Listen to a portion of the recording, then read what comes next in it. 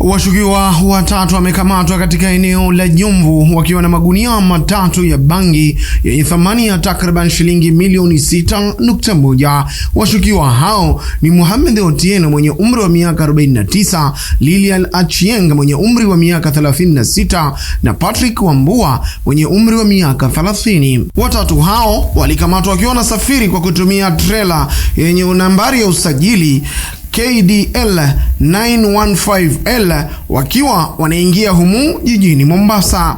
Kwa mujibu wa kamanda wa polisi kaunti ndogo ya Jomvu, Selina Chirchir, trailer hiyo ilikuwa chini ya ufuatiliaji wa polisi kutoka katika nchi jirani ya Uganda.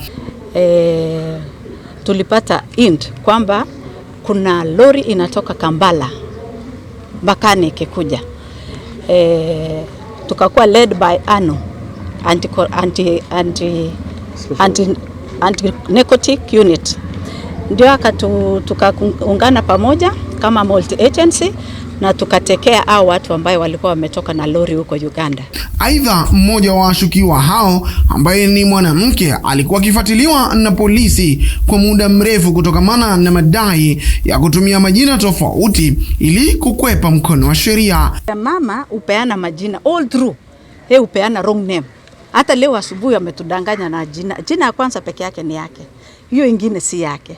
Wakati amesachiwa na officers akapata ID yake, original ID, so akapata majina zake kamili. Mama amekuwa notorious, unaona she's a very young lady but mtoro. Washukiwa hao walizuiliwa katika kituo cha polisi cha Central huku wakitarajiwa kufikishwa mahakamani leo. Nikiripotia Al Hajar TV kaunti ya Mombasa, langu jina ni Mohamed Atiba Abdallah.